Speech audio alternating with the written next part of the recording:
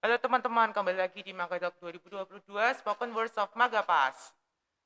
Aku Mikael akan nemenin kalian pada episode Magatalk kali ini dengan narasumber kita kali ini tuh perwakilan MPK dari salah satu SMK yang ada di Semarang. Perkenalkan Mas dari nama panjang, asal sekolah, jabatan di sekolah dan mungkin status bisa kali ya. Asik. Halo, perkenalkan nama saya Disma Pratama. Saya dari SMK Negeri 8 Semarang.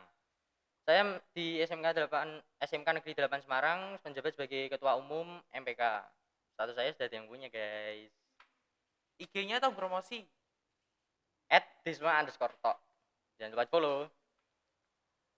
Nah sebelum masuk ke pertanyaan ini aku mau nanya nih, berat gak sih jadi ketua MPK di SMK 8 Semarang? Berat, Mas. Dari pengaturan manage waktu, koordinasi anggota, sampai sistem-sistem yang ada di masalah perizinan lah di sekolah. Tapi tetap ada manfaatnya dan benefitnya Ya, buat. Kita langsung masuk ke pertanyaan yang pertama aja ya teman-teman.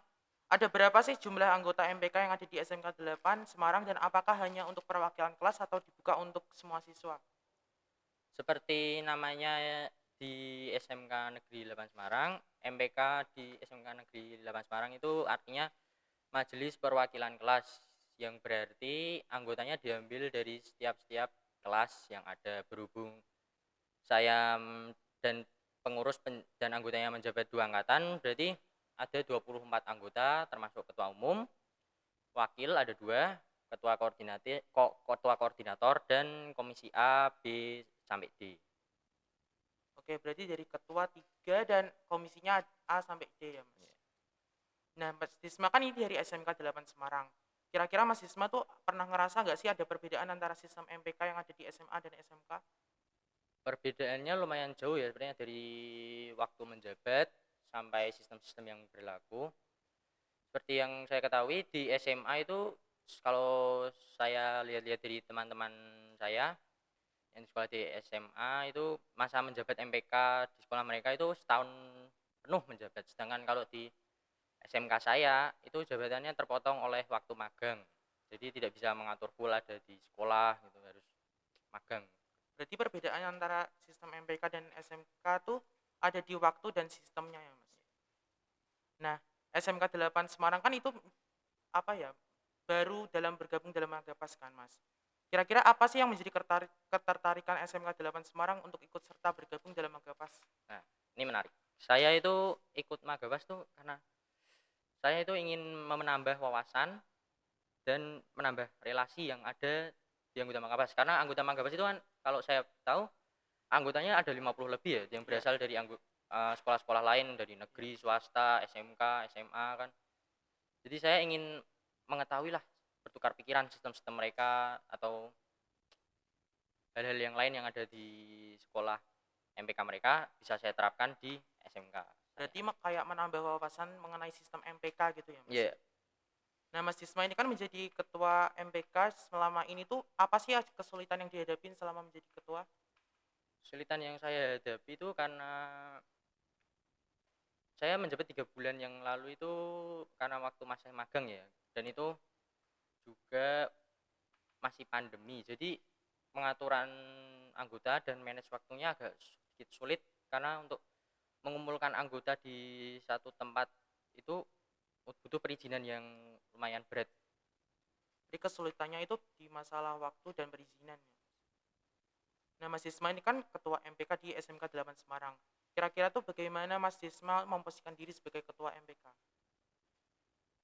Saya memposisikan diri jadi ketua MPK itu dengan mencari wawasan yang kurang dari sekolah saya, dari luar, seperti Magapas atau organisasi-organisasi lain yang bisa saya ambil dan filter untuk saya terapkan di sekolah saya.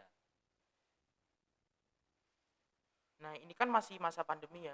Masih masa-masa Covid-nya lagi naik. Kira-kira dalam program-program MPK di SMK 8 Semarang apa aja sih kendala yang dirasakan selama berorganisasi? Kendala yang dirasakan yang paling utama itu sulitnya waktu berkumpul untuk melakukan rapat-rapat.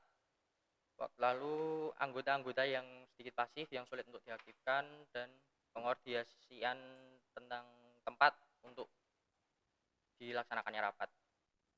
Oke, berarti kesulitannya diajar di tempat, perizinan, dan waktu ya, Mas. Nah, teman-teman, kita tunda dulu pertanyaan karena kita akan masuk ke segmen mini games. What question do you get? Si.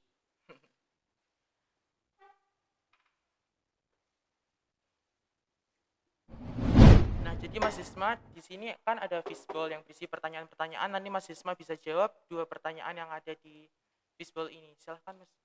Met ya. Iya.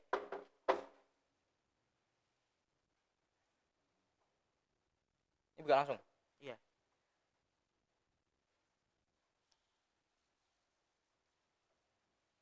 Tips menjadi pemimpin yang baik.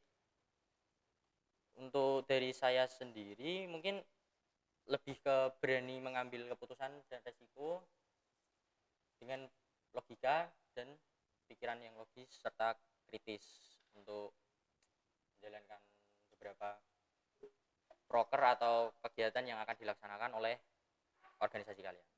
Berarti tips menjadi pemimpin yang baik itu dalam cara berpikir ya, Mas ya. Iya, betul sekali. Selanjutnya, Mas, silakan.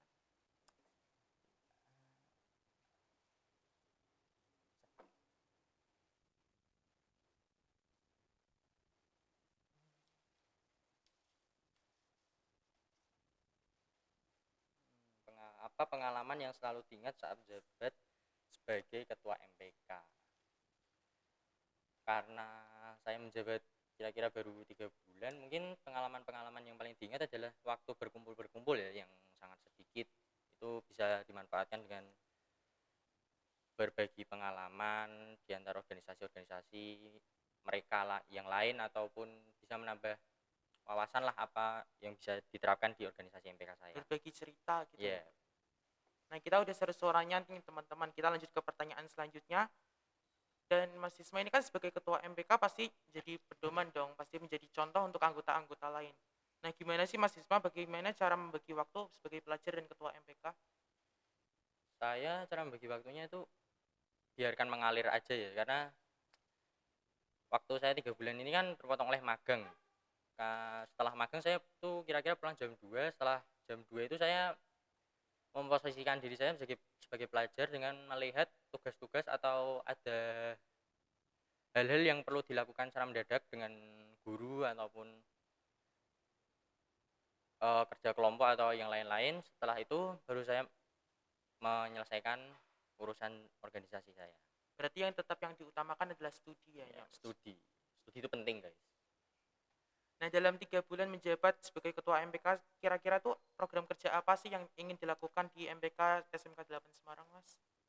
Untuk saat ini karena MPK saya terhitung masih MPK yang baru, jadi saya ingin menjalankan program kerja utama MPK seperti sidang ADRT, forum aspirasi, dan pemilos. Untuk waktu dekat ini saya ingin mengerjakan sidang ADRT yang mungkin akan terjadi, yang akan sah dalam bulan-bulan dekat ini.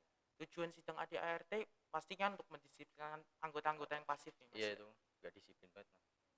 Gak kerasa ya teman-teman, kita udah di ujung podcast kita kali ini. Sebagai penutupan sih, apa keinginan Mas Isma untuk MPK SMK 8 untuk kedepannya? Saya ingin MPK SMK Negeri 8 itu menjadi lebih dikenal dan menjadi image yang baik lah ya, karena di sini saya sebagai ketua yang tahun ini menjabat mengikuti di Magapas itu untuk menambah relasi-relasi yang agar mudah dicapai oleh adik kelas saya nanti yang menjabat. Amin. Amin. Nah, teman-teman, pertanyaannya untuk sudah selesai dan episode Magatal kali ini saya tutup.